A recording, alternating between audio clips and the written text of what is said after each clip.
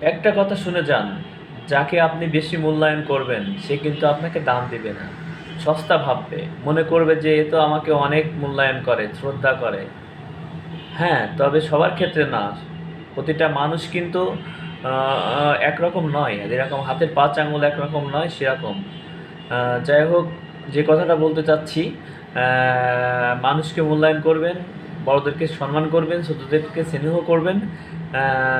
এটাই হচ্ছে বংশের মর্যাদা। আর ব্যবহারটা বংশের মর্যাদা। অনেকের টাকা থাকতে পারে কিন্তু মন মানসিকতা থাকে না, মানুষের পাশে থাকে না।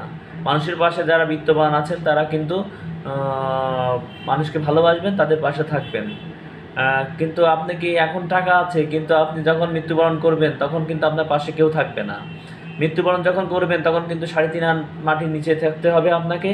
এবং সবাইকে, যে প্রধানমন্ত্রী, যে হচ্ছে উপদেষ্টা, যে হচ্ছে বড় বড় আলেম ওলামা, সবাই কিন্তু এক মাটির নিচে থাকতে হবে। তাই ইবাদতটাই আল্লাহর ইবাদত, সবাই ইবাদত করবেন এবং মানুষের পাশে থাকবেন।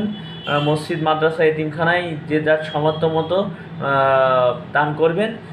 এটাই বলতে চাচ্ছি। সবাই ভালো থাকবেন, সুস্থ থাকবেন, এদিকে খেয়াল রাখবেন। সবাইকে ধন্যবাদ।